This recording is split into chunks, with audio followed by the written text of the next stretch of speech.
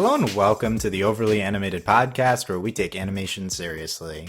We talk everything animation here, including Rick and Morty, which we'll be getting into today. I'm Dylan Hysen, and welcome to our panel discussion for the latest episode of Rick and Morty, Rickmancing the Stone, that aired this week. We just had our recap podcast here at Overly Animated. You can find that on our iTunes feeds, overlyanimated.com. Search for us on the App Store and find all of our Rick and Morty content. We're going to be doing 2 podcasts a week here for Rick and Morty during the season. First, our recap podcast, and now this new podcast, our panel discussion, where we will assemble all of our co-hosts who watch the show who were not on our recap podcast, and we will get their opinions on the episode and potentially score their answers and determine a winner. Let's see how that goes here. Who will be our first panel winner? That will be determined today. So yeah, check us out, overlyanimated.com. Shout out to all of you guys listening to us on iTunes. We charted in the top 200 for TV and film this week for Rick and Morty, our Rick and Morty feed. So that's awesome. Yeah, also shout out to, I think, the Interdimensional RSS podcast also charted. People are very excited for Rick and Morty, multiple Rick and Morty podcasts charting on the iTunes charts. And of course, a million Game of Thrones podcasts, but we don't talk about that. But yeah, let's talk Rickmancing the Stone again. You don't need to listen to our recap podcast to listen to this one, but you can if you want. So yeah, let's get into things. I'll introduce our panelists here today. So first we have Alex Bonilla. Alex, what were your impressions of Rickmancing the Stone? I loved it. The break from the April Fool's episode may have enhanced my viewing of the episode, but I think the jokes were very funny, consistent from beginning to end. They used the setting very well, and a lot of quotable lines here. I think even more than average for a Rick and Morty episode. Ooh, I think that's a hot take. More than average quotable number of lines. Yeah. I think we need to have a hotter take. There's like a top 5 number of quotable lines episodes. We'll get into that. Okay. Good stuff. We're also joined by John McKenna. John, what were your thoughts on this episode? I didn't like it as much as episode 1, although on the second viewing, I definitely liked how it had a nice flow to it. It dealt with the issue of split family households in a very unique and clever way.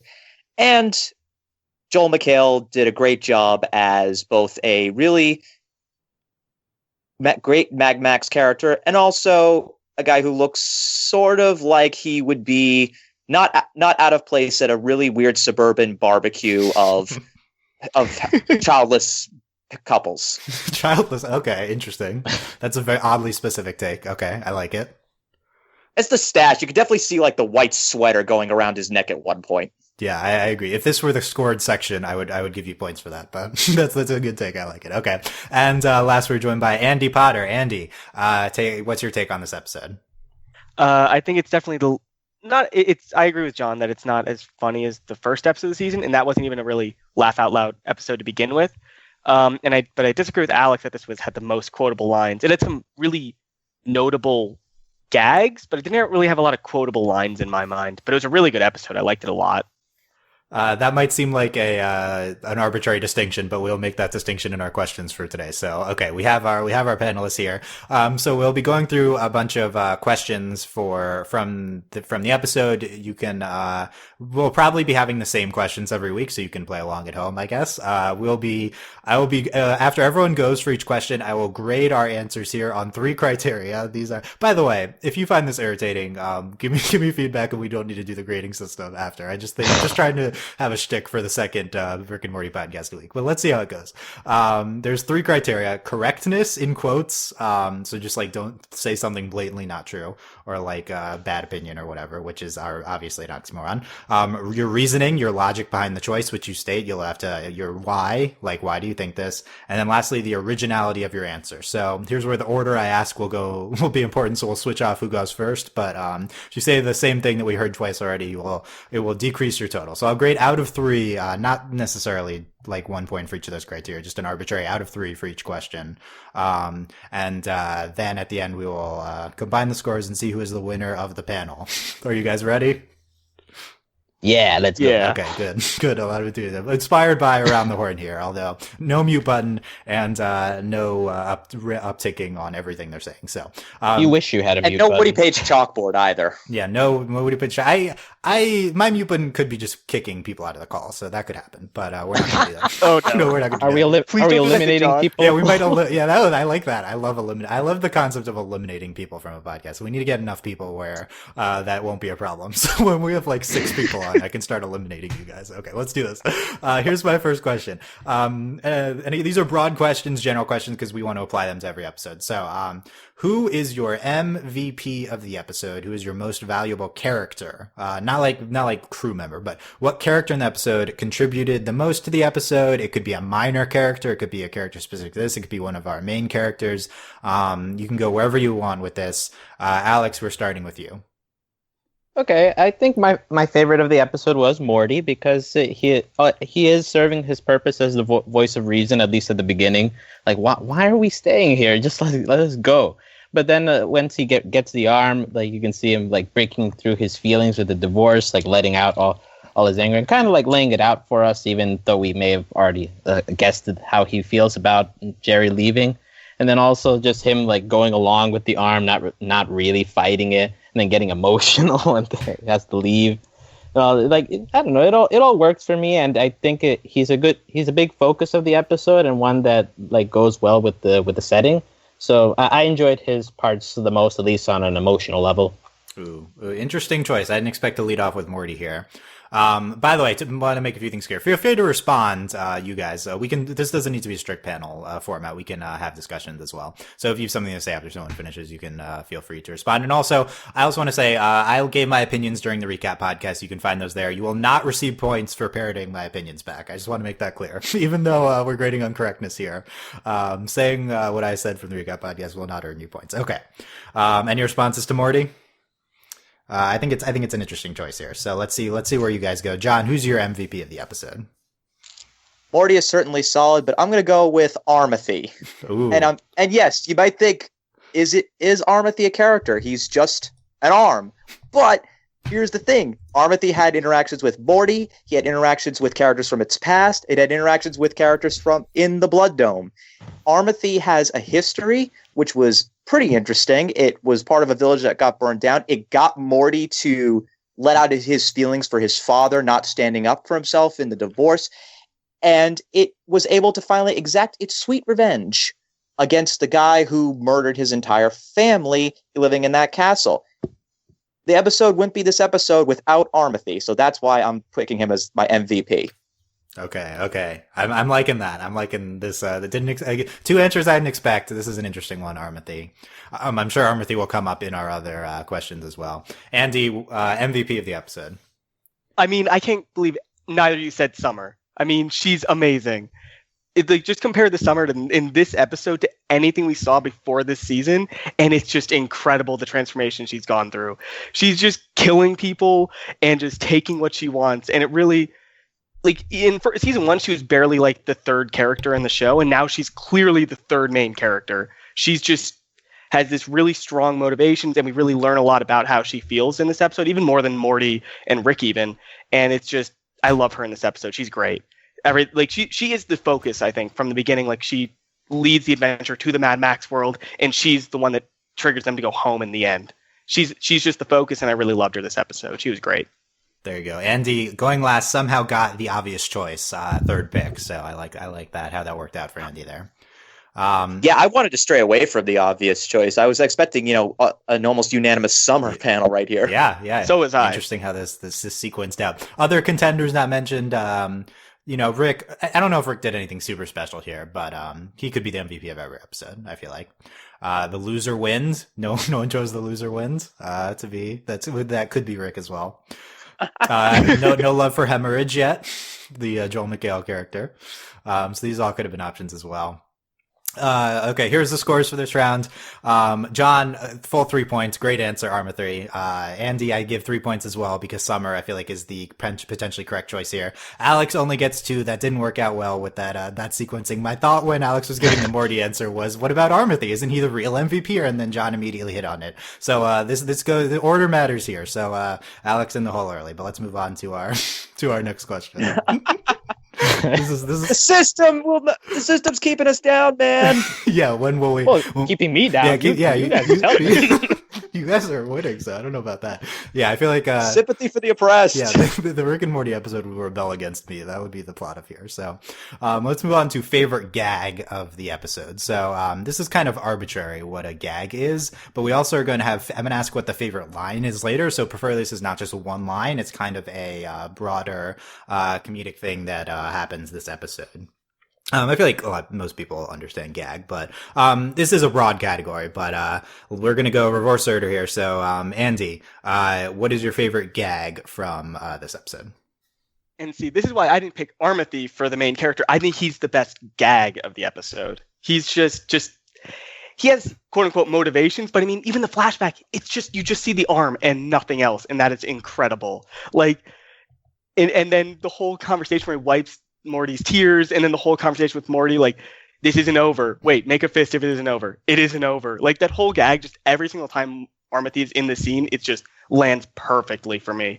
And it's just, I don't really, Armathy is a quote-unquote character, but he's really not. He's just a one-note thing that happens during the course of this episode. Ooh, so Andy making the strong case for Armathy being a gag, not a character. What an important distinction here for this panel discussion, I think. We'll see how that turns out. Alex, you're up. Well, interesting because my favorite gag candidate was also, I thought, for MVP, but I think by far the best gag was the Morty and Summer bots, just because they carried the B plot. I mean, Beth on her own, like, it's kind of predictable that, I guess, at least to me, that she'd be like pining over Jerry, sort of. But just their reactions of like being a caricatures of Rick and Morty, and like their lines, especially the Morty bot at the end, like, I want to hold you, I'm alive. Who wants to go run in a stream? And just all that, like, it's so over the top, and somehow like it's even more over the top than the Mad Mads part to me. I just enjoyed that part most of this episode.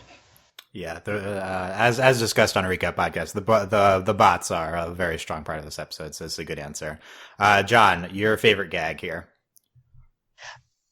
I've thought about this one. It was a toss-up between two, but I have to say it was when Rick went through the portal in that truck and took that one sort of Death Stalker with him, and he's saying, my body is chrome, my blood is gasoline, and Rick, Rick kills him. And here's the thing, Rick actually says, nope, your blood is actually just blood. For me, that was sort of funny because I could almost see Rick thinking, if his blood is gasoline, I could use this. He was thinking he could probably take advantage of it. So that little mention he had was really, that was a pretty good gag because it's in keeping with Rick, is he insane? Is he not insane? Would he actually do this? Would he not do this? It was funny because you couldn't rule out that he was going to use him as a fuel source at one point. Okay, no, I can't do it. I was trying to do it.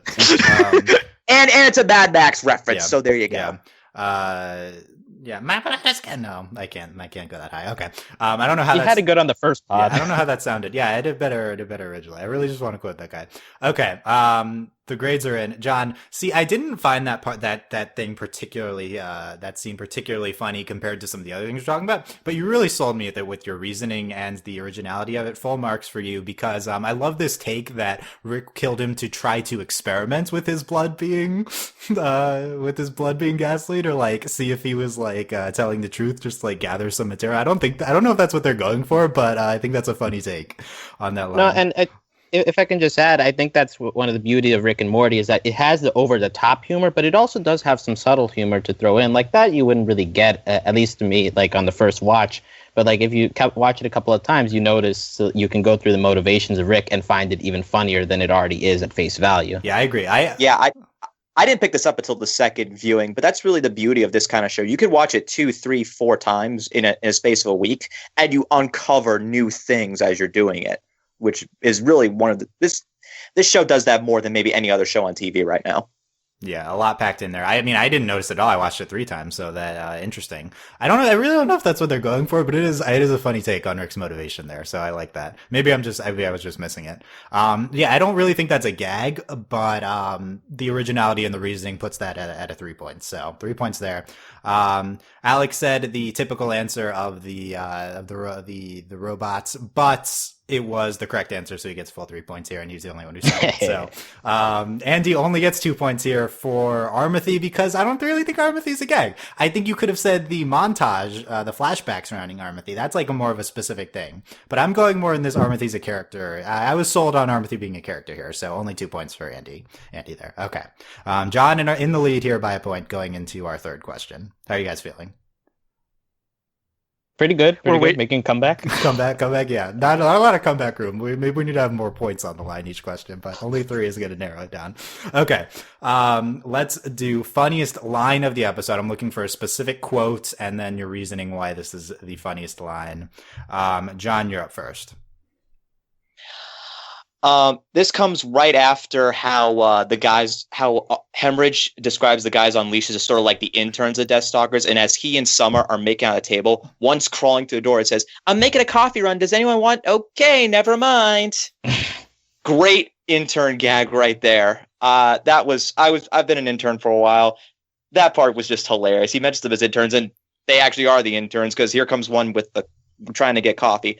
It's not the most obvious line. It's one of those that they slip right in there, but it was still funny just to hear it, and the whole how he did skip a beat and just walked right back out of the tent after that. So that was my favorite line. Nice. That's a solid choice. Andy, what's your favorite line?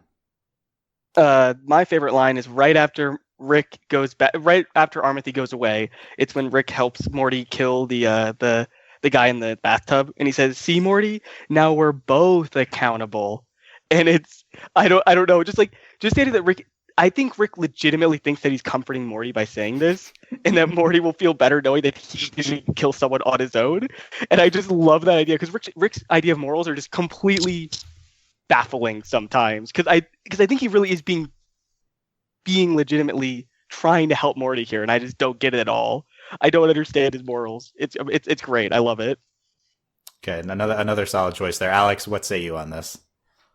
Well, my funniest line was when they're chasing down Rick after he stole the green rock. Summer's like, "No, they're not going to kill you if you give up." And Hemorrhage says, "Get me his flesh." But then Morty responds, "Can we not kill them and just imprison them?"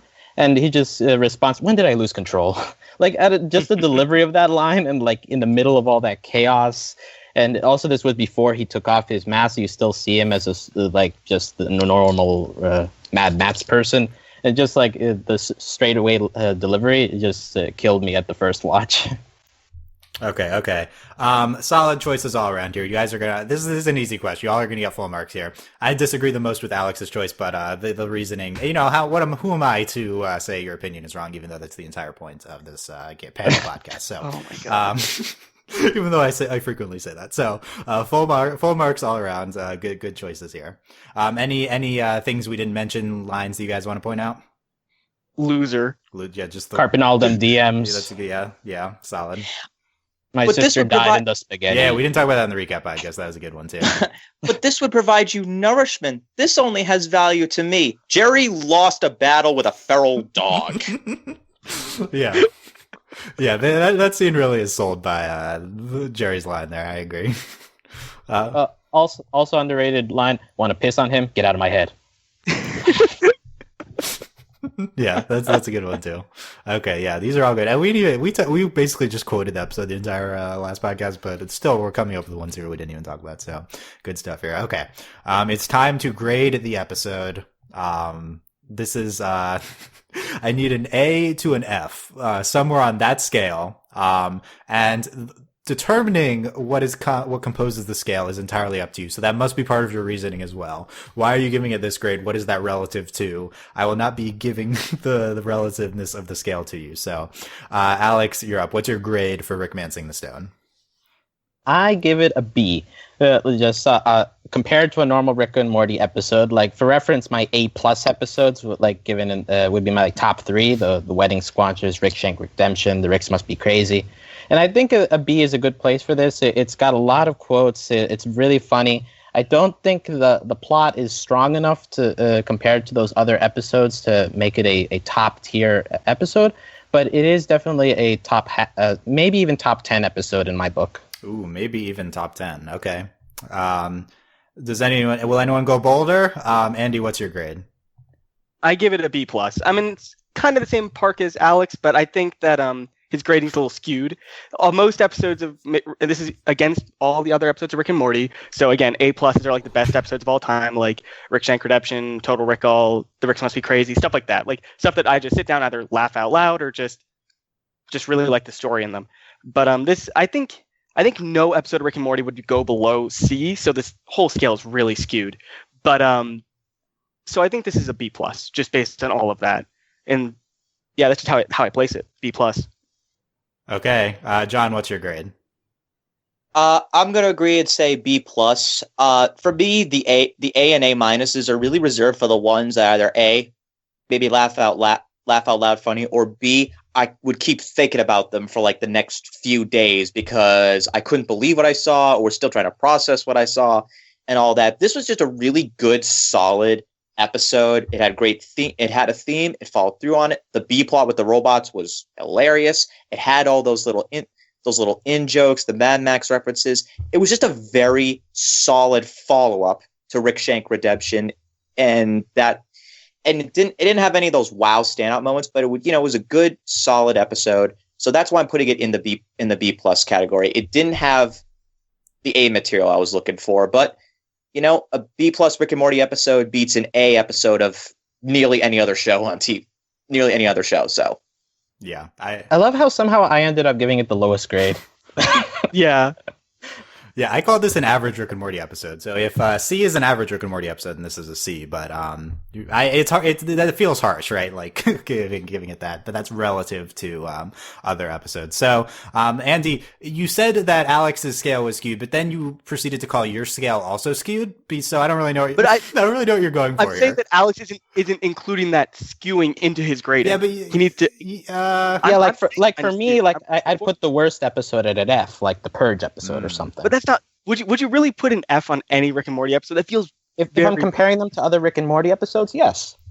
I don't think there's a single F though among them. If we were doing like a 0 to 10, so for me, what would qualify an F? Right, so for Rick and Morty, right? So the pilot's the worst episode. Oh, okay, that's a hot take. Oh, I think the pilot never aired. Yeah, I think it did. I believe it did. Isn't it just the first episode? Yeah, it's just the first episode. Yeah. The pilot. It's confusing because the first episode's called pilot, but then there's also that unaired pilot. Yeah. Okay. So Andy, I don't buy that explanation. Andy gets a 2 for that that contradiction. Alex's answer, I think, was pretty standard. Nothing jumped out, so he also gets a 2. John, I think, explained it the best, so I think I'll give him a 3 on that. So it's I think the scale is explained the best. Although I do agree with what Andy is trying to, or what Alex is trying to say, in that the worst episode should get an F. But I don't know. We'll see how this affects future answers. But yeah, more defined scale is good here. So let's test your guys with some unsolicited questions from before. So here's a one that you all probably did not prepare for. What was your least favorite thing about this episode? What were you most disappointed in? Either of those questions. Least favorite or most disappointed in. No one gave this an A. No one said it was a top tier episode, right? So what one single element were you most disappointed in? Let's start with John. I would say the one I'm probably most disappointed in was this is such a niggling comment, but maybe the lack of interaction between Beth and Jerry in the beginning. Maybe it should have been, I don't know, maybe it could have had maybe 5, 10, 15 seconds of her maybe showing a little bit more regret, because we did see that later on in the episode. She was starting to have second thoughts about the whole idea. Maybe that could have happened a little bit when Jerry was standing in the garage. But again, this is a very minor thing. She was like, hey, bye. Kids, he's saying, the kids went into a portal, and she's like, okay, bye. I mean, I would have liked a little bit more maybe at that point. I'm not sure how that would have worked in the whole episode, but I think if there had been a little bit more of that. the later scenes where Beth is sort of breaking out and bursting into tears, talking to her robot kids, that might have made that a little stronger. Interesting. Needs more of setup for the emotional moments. Again, it's like I laid out my criteria on why I gave it a B plus. For me, like having a little extra would have been sort of adding, maybe gilding the lily a little bit. But yeah, that's sort of what I felt could have used a little improvement. Okay. Alex, most disappointing thing about the episode?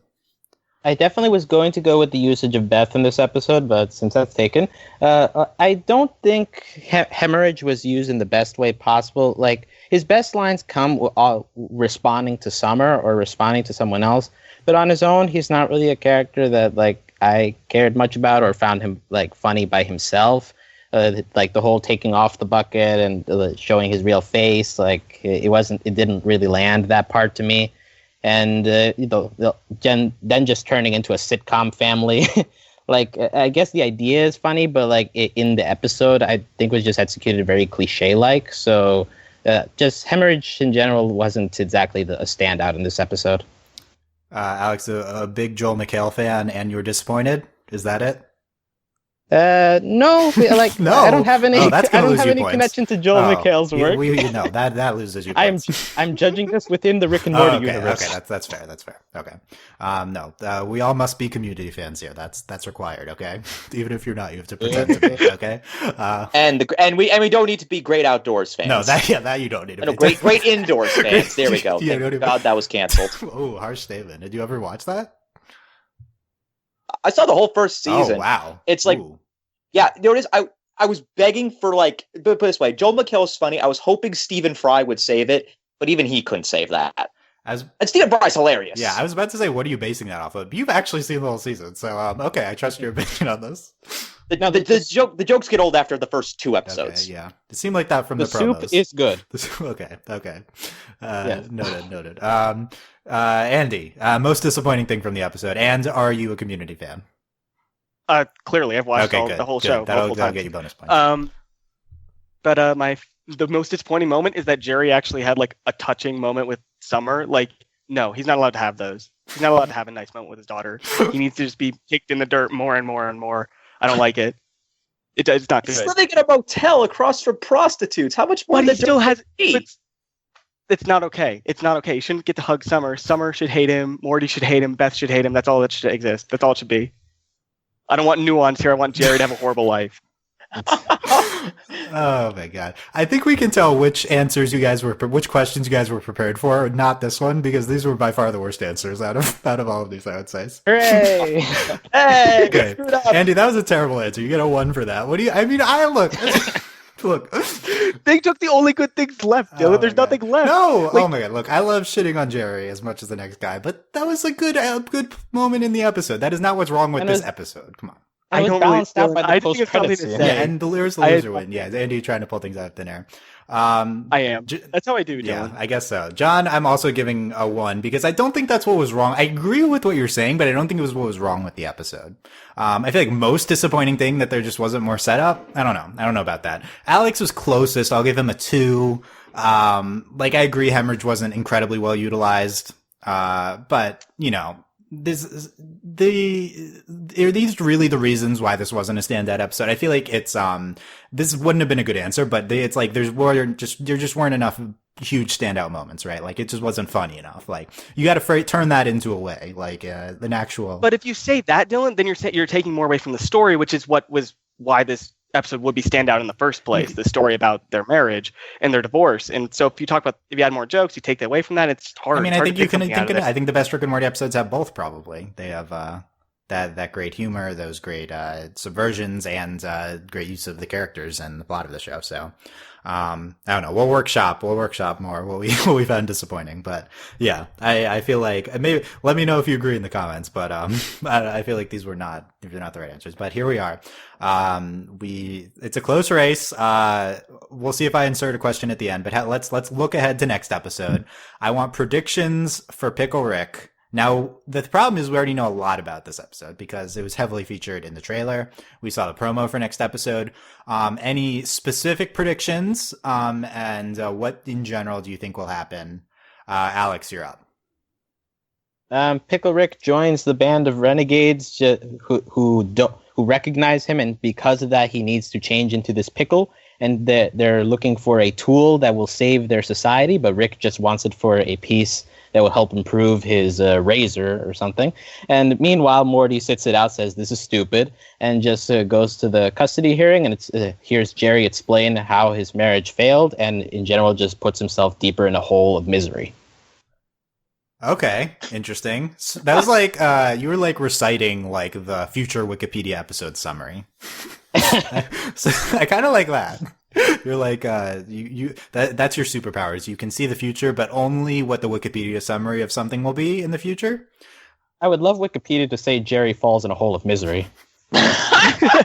That might be an episode description, yeah. So that's Alex's pitch for writing for the show. Full of misery. That's Jerry to well for an entire episode. Yeah. I mean, I'm surprised they haven't done that, to be honest. So, John, predictions for Pickle Rick. It is literally just one long, big setup for Rick to say that he's finally got himself in a pickle. Yeah. Yes, I needed a grow joke somewhere in here tonight. Actually, probably what's going to happen is he's going to be a pickle. He's going to find his way into a jar. He's going to find his way over to the supermarket where he knows the villain of the week is going to buy that pickle jar, take it home. He's going to have either an energy source or some plasma weapon or whatever. And Rick will then revert back to his normal self, take the plasma weapon, and use it to, I'm assuming, create a robot that teaches blackjack. What? He created a robot that's only purpose is to pass butter, so why not? Okay, I like the specific prediction based off of nothing. I like that. Okay. I'm trying to avoid going into the trailer because I did see the trailer, so this is just a totally, completely... No, you can say trailer. I mean, I don't want you to pare it back the trailer, but yeah, okay, interesting. Okay. Andy, your predictions. I think that you guys are going way too complicated. I think Rick said it himself. There's not going to be anything complicated. It's just going to be Rick is a pickle for an entire episode. He's going to fight rats. He's going to do some really weird stuff. And Morty and everyone else have a weird B plot that no one can predict. Like maybe they'll play Yahtzee again, or maybe Jerry will find that coyote. I don't know. But I think it's just going to be Rick for most of the episode, like Total Rick-all, where it's just one thing and that's it, and there's not going to be any complexity. There's not going to be like the tiny Rick thing at the end with some kind of look into Rick's head. It's just going to be him as a pickle. That's it. There's nothing else going on. There's no depth here. Boo. Ooh, why boo? I don't know. It feels like season 3 is just going on a route where like it is trying to do a bit more like incorporating the outside elements, whether it be divorce or Rick's personality, into the equation. So just going back to like a season 1 type episode where like it really has absolutely no point or no character explanation. Like I don't know, that would be a bit of a disappointment if it went that way. I agree, but I think that Rick tried to say exactly that in the promo. But do we believe him? No. I believe him when he's talking to the audience, and that's it. And that was kind of talking straight to us. Yeah, but you know they're going to throw something in there. I mean, I don't think I've gone through a Rick and Morty episode yet where there's not something hidden in there. We'll see. Yeah, I mean, all Rick and Morty episodes have depth to them, just to a certain extent. So, that being said, I'm giving Andy a 3 here and the other two of you a 2 because Andy had it's such a stupid concept. This is the most correct prediction, I feel like, will be. I mean, obviously, I don't know, but is Pickle Rick? I mean, really, like, what are we predicting here? Like, I feel like we needed to. That was Andy had the closest answer to like, really, we're doing predictions for Pickle Rick. Like, that's what I wanted to hear. Was this is gonna be fucking stupid. Like, what are we even talking about? I do agree. 90% chance we get I'm in a pickle in the episode. I did like that. I did like that I'm in a pickle. Yeah, I don't know. I don't think so. I don't think we'll get that. Also, do our scores retroactively change if our predictions are correct? Oh, no. Your score locked in now. Doy. Locked in. It's like getting fan theory, right? You can pat yourself on the head and brag I told you so on Tumblr, but that's about it. Yeah, I don't know how big the Tumblr Rick and Morty community is, but yeah, I agree. We'll have a Rick and Morty meta tag. I've never been on that, but We're losing the listeners. The Tumblr talk. Okay. Let me think of a last question here to wrap things up. So, Do we have a score recap so no, far? I'm going to hide the score until the end here. I know who's in the lead. It's someone. So it might be me. I might be winning. Maybe I'm secretly scoring myself. That'd be a twist. Yeah. What's the I don't know. Let's see how this goes. What's the smartest thing someone has said on this podcast or our recap podcast? What's been your favorite hot take about Rick and Morty? It doesn't have to be hot take. From our Rick and Morty podcast this week. Wrapping up our coverage of this week. Alex, what stands out to you? What's been the best thing that anyone here has said? That I guess the breath of fresh. Yeah, how do I say this? Well, just the realization that, Pickle Rick will probably be stupid. We're hyping this up, and I guess if we're going to look at this realistically, Pickle Rick is probably just going to be a bunch of puns, a bunch of silly stuff, and maybe if there is a Morty subplot, it'll matter not at all. So just, I guess, the sense of realism here. Who do you attribute that to? Andy. Andy, giving props to Andy. Okay, interesting. Yeah, he depressed me. By the way, I'm not saying that Pickle Rick will not be great television. In fact, there's been some hype from the creators and stuff. We'll see. It's gonna be stupid but great. That's my prediction, basically. So let's clarify. Like I'm not expecting Rick and Morty's always great. So let's get that out there. Andy, who's made the best points this week about Rick and Morty? I think I really, despite what I said earlier, I do like what John said about Armathy and about him being a character, and I liked his deconstruction of that. That convinced me, but I still had to make my arguments otherwise for point's sake. But I really did appreciate John's view on that. Okay, John, what's your answer to those? Andy just totally shitting on Jerry. That was notice it's like you know how Jerry is supposed to be a sort of sympathetic character. Nope, not with Andy. It's just I don't want to see him interact with somebody. He has to be a loser. He needs to be put in a hole of misery forever. That's probably like the most hilarious way to put it. So I got to give Andy a lot of credit for that. Okay, I think this question failed because this is not what I was looking for. All ones. It's smart though. We should. I gave him low points for that smart. grade. Obviously, that's not the smartest thing that was said. I gave that got a 1 that answer, but I don't want props for that, John. I mean, it is funny. I do think that was a funny answer. So in that regard, I like that. Andy and Alex lose points for trying to suck up to each other. So you all get 1s. The correct answer is to say something either you said or what I said, like you yourself or me. Those were the correct answers. Didn't you say someone else in the? I said anyone. I said anyone. You could have said yourself. Oh. Okay. I forget that being a question, but let's tabulate the results here. We're going to do minus. So who lost points from a 3? So, John was a -5.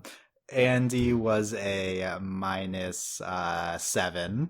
And then Alex was a -2, 3, 4, 5, 6, 2, 3, 4, 5, 6. So John McKenna wins our first panel this week. John, congratulations. What do you have to say? As soon as I saw what the theme was, I was really hoping we'd be beyond Thunderdome with those jokes. Beyond I'm missing the joke here. Mad Max 2. Is it just called Tina Beyond Turner Thunderdome? should be coming in Okay. soon. Yes, exactly. Alex understood and didn't laugh, so I don't know what that says about that. I'm still recovering from the loss. I'm sorry. Okay, I like that you went with a pun in your victory speech, so that's good. Yeah, you went with a pun in your FaceTime. Okay, interesting. We'll see. Any reactions, Alex and Andy? Are you disappointed? Go ahead. Well, I'm aware that I'm a new Rick and Morty fan, so my opinions are not as highly regarded here, but I will gain more trust from you in the future. Andy, what about you? I knew it was over when you asked that question, Dylan. I knew it was over. You asked what I was most disappointed in. It was over. I had nothing. I went blank. Okay. So I think the conclusion here is you guys were very well prepared for the questions I sent you in an email way in advance, but these new ones, I don't know about that. So we'll work on that as we go. So John, our first winner, congratulations here. Overall, we are happy, but not incredibly in love with this episode, I would say, in summary. That's basically been the opinion of everyone who's all people who've been on this, has been good episode, potentially great episode, but not like top. Yeah. Definitely a good start to the new Good season. start to the new season. I have seen some negative reactions online, but people react negatively to anything. I don't get that. I don't know. There's like people who are upset. Is it what? It's not the season debut, but it was but it was just a nice, good, solid episode. It's probably not going to be the best one of the season for sure. Yeah, I was thinking of asking that. When the season ends, this will be the blank best episode, but we would all have said like 5 or something, right? So, 5, 6, yeah. So we're very excited for the rest of these episodes here. I would hope that we have a solid 4 episodes that are better than this coming up. I'll say that. I did really like this, but this isn't the brilliance, top tier brilliance that we've gotten each of the past 2 seasons. And personally, I don't think the first episode was, although other people have differing opinions there. So, John, any final comments? It is so glad for it to be back on TV, and it's finally something for me to do after watching Game of Thrones. So. The timing worked. Yeah, we have a 4-week overlap between Rick and Morty and Game of Thrones. This is pretty hype for 20-year-old males. I feel like 20s it's males. Like Sunday night, you're going to bed early? I don't think so. Yeah, except me, I did. But I'm trying to think of what Rick and Morty Game of Thrones crossover podcast we can have. I was thinking about that, so I'll keep. We might have a special, special third one in a week where we get people who watch both, and we can discuss the parallels between the shows. I think that'd be fun. Oh, there is 0. Oh, there's definitely parallels. There's something. I'm exaggerating for effect, but I mean, yeah. How is Rick more evil than anyone in Game of Thrones? That type of question. Oh, okay. I see what you're saying. I think he's like an insane Tywin. Ooh, I like that. Okay, I'll buy that. That's it. So okay, these are the takes that we'll have on that podcast. Okay, Andy, what are your final thoughts here? Morty's like Podrick. See, we're spoiling that podcast, but I agree. The Morty Podrick comparison, I like that one. That's all I have. Okay, it was a good episode. Nothing mind blowing, but it was good. Alex, final thoughts. Rick and Morty premiered on the same day as a new episode of Tangled Ever After, and boy, did I have a tough decision. See, you say that. You said that in the group, and I said, I assume they're not airing at the same time. Shh, don't tell them that. I assume Disney Channel is not airing. The only time I can watch episodes is at 11 o'clock at night. How was Tangled Ever After this week? It was fine. Great. I'm glad out of the people listening, it's probably like maybe one person is like, oh yeah, I also watched Tangled Ever After this week. Like maybe one, if that. I don't know. You just made that guy's day, Alex. Congratulations. Cassandra would fit really well in the Mad Max universe. Ooh, I don't know what that means, but okay. I don't know what. Yeah, like. Hot take question. Yeah, mark? I have zero context for this. Was that a character? I saw the movie, I think. Was that a character from the movie? No, it's a new character for the show. Okay. Yeah. We're shipping Cassandra and Rapunzel, so Who's we? Who else is watching this? The dozens of fans. Okay. Okay. And the tens of fans that like both that and Rick and Morty. Yeah. For context, people who listen to this but not our other podcasts, we are an animation podcast. We do talk about kid shows too. So oh really? Yeah, that's a good segue. If you just listen to our Rick and Morty feed, if you want to check out our other stuff, you can find our main feed. Just search Overly Animated in the App Store, and you will find us, or not the iTunes, whatever it's called. And we podcast on other stuff. We have Voltron Legendary Defender coming up on Friday, new season. I feel like that's one of the shows that Rick and Morty fans would be more likely to like. It's a pretty serious kind of dramatic action-y show, robots fighting, and one of the most adult appealing ones. And of course we always plug Star vs. the Force of Evil, which is the Rick and Morty for kids. If you can palate more younger oriented stuff, then you could watch Star and check out our Star coverage. So find all of our stuff overlyanimated.com. Thank you guys very much for listening. We've had great numbers here this first week. Definitely let me know in the comments what you liked and didn't like about this coverage. I think this first panel was a mixed bag. I don't know. I thought it was fun, but maybe there could be improvements made. So let me know any potential improvements. There's find any way to contact us on overlyanimated.com. You can also just comment on the post that we have on the site for this podcast.